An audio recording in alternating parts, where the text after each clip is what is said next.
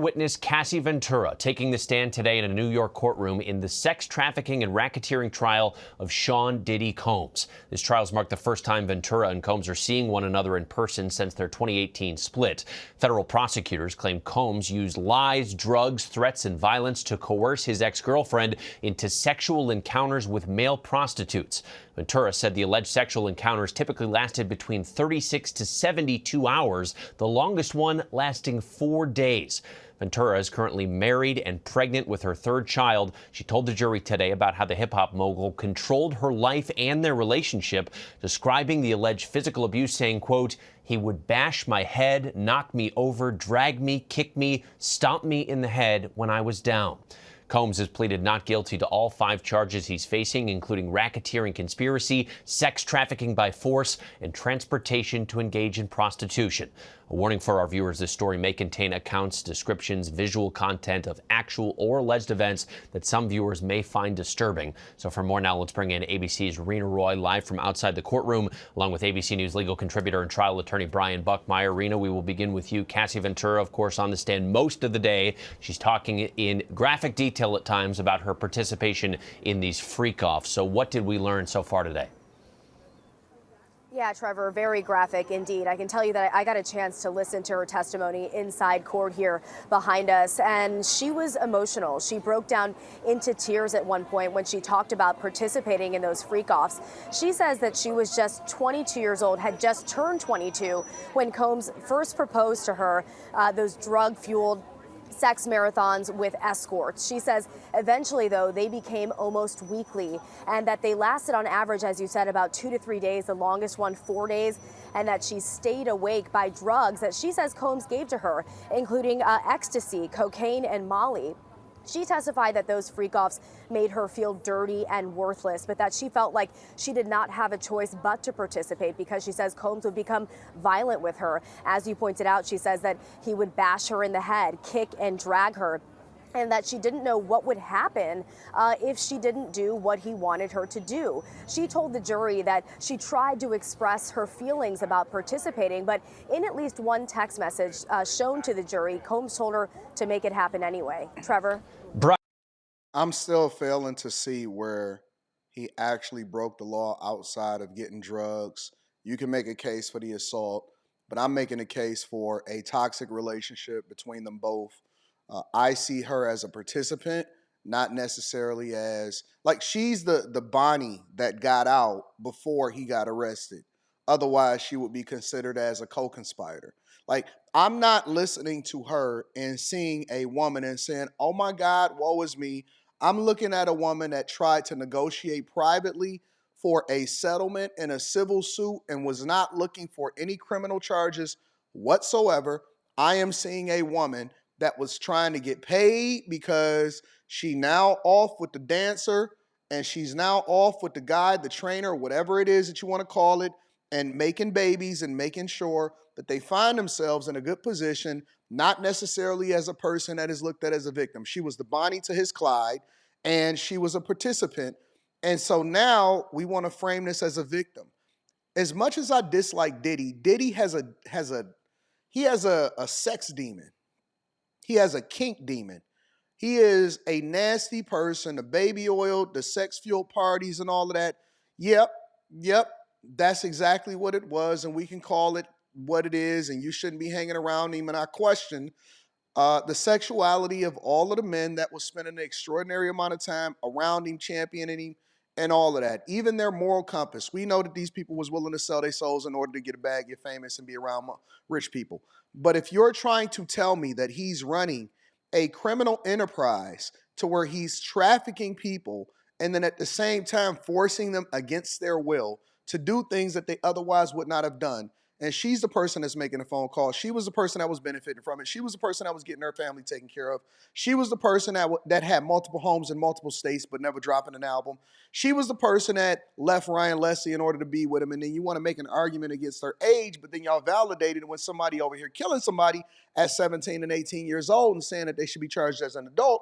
I don't see her as an innocent person. I see her as a person that got out just in time before the raid van came and shut everything down. She is at the forefront of all of these women with all of these accusations. And even though we've seen the picture or we've seen the hotel footage of what happened in the hallway, I'm wondering how much she was doing behind the scenes that we didn't see, because we only seen a small clip of what it is that we think was happening in their relationship. And I'm sorry to be the person and the bearer of bad news.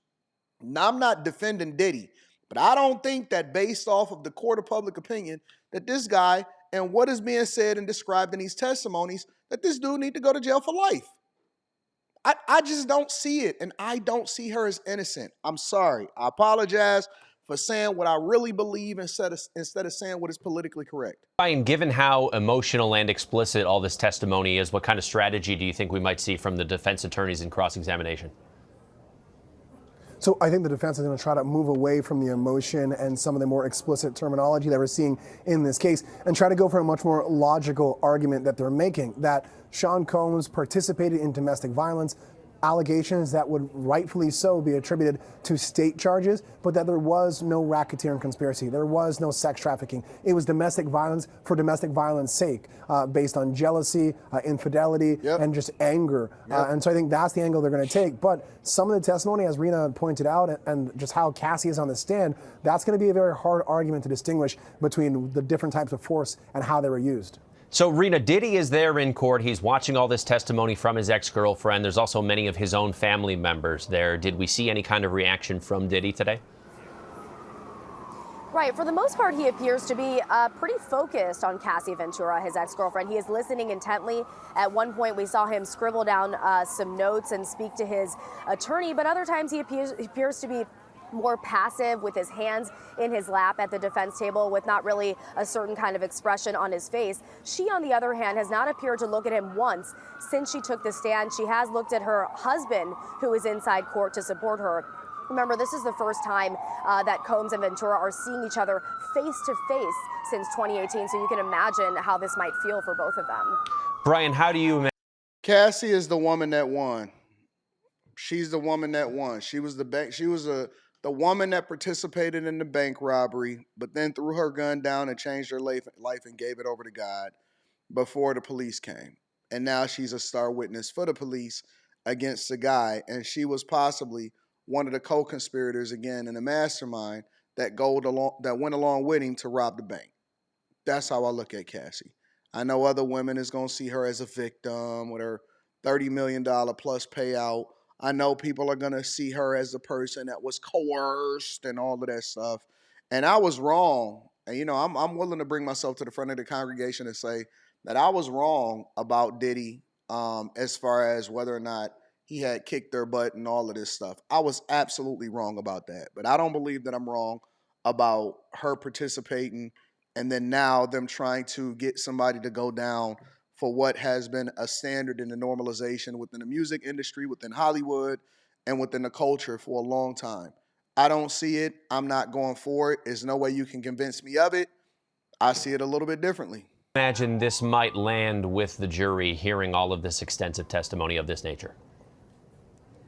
So I think at this point with direct examination, without anyone coming up and crossing Cassie, I think the jury is looking at Sean Combs, and I was in court this morning to see some of those looks with disgust, with disdain, to think about how one individual can do this to another in this way. And so I think it's going to be a high hill or even a mountain for the defense to kind of walk this case to the jury to suggest that, yes, Sean Combs, as Tenny Garrigo said in opening statements, has done some indefensible things, but it's a matter of what he's being charged with and what he did.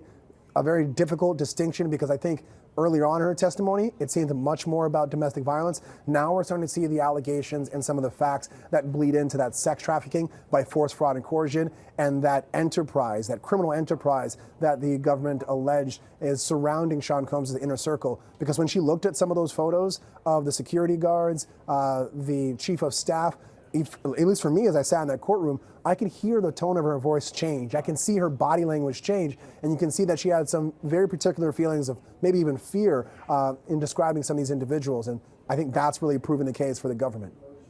Yeah, okay. Anyways, y'all let me know what y'all think inside of the chat. Make sure y'all tap into the Patreon link is in the description. Also, Teach Henley, 40% off your first order plus 20% off for life. I'm curious, do you think that he's guilty of what he's being charged for? Or do you think that she's actually a person that participated and then she benefited as a result of it? We're going to continue this conversation on After Hours. I love you. I appreciate you. I'm going to holler at you later. Peace.